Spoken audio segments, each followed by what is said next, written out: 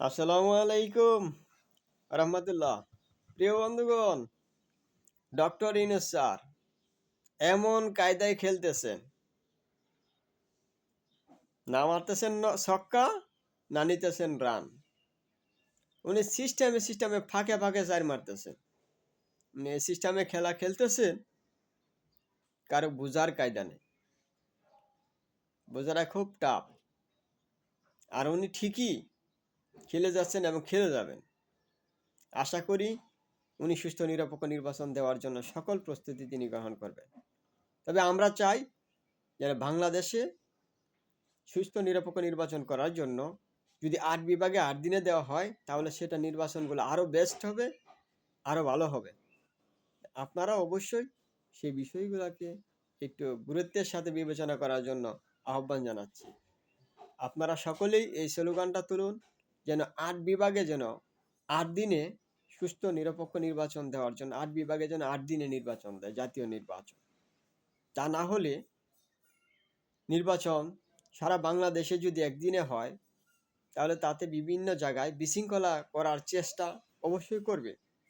কারণ ফ্যাসিবাদের দোসররা রয়ে গেছে, যারা ফ্যাসিবাদ। হ্যাঁ, আওয়ামী লীগের ভিতরে অনেক ভালো লোক ছিল, বা এখনো কিছু আছে, নাই যে তা বলবো না।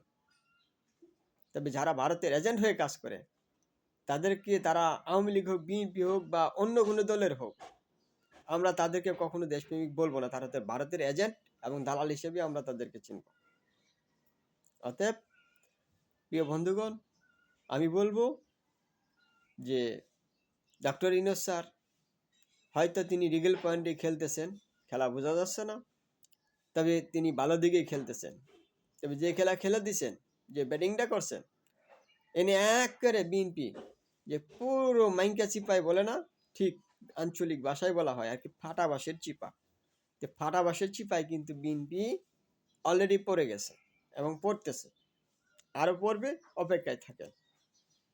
আর এই যে উপদেষ্টা মণ্ডলীর কিছু সদস্য, তারা কিন্তু বিএনপিকে ক্ষমতায় আনার জন্য জান প্রাণ দিয়ে সর্বাত্মক চেষ্টা করতেছে, প্রশাসনকে দিয়েও সাজানোর চেষ্টা করতেছে তারা। অতএব আপনারা সতর্ক থাকবেন এবং তাদের বিরুদ্ধে সোচ্চার ভূমিকা পালন করার জন্য আপনাদেরকে আহ্বান জানাচ্ছি। এবং ভারতীয় এজেন্ট এবং দালালদের বয়কট করুন। ডক্টর ইউনূস স্যারের খেলা দেখার অপেক্ষায় আছি আমরা। আরও উনি কি খেলেন এবং খেলবেন, আমরা তা দেখব ইনশাল্লাহ। আশা করি ডক্টর ইউনূস স্যার আরও ভিআইপি ধরনের খেলা খেলবেন, যা টেকনিক্যাল ও ক্রিটিক্যাল। আল্লাহ হাফেজ।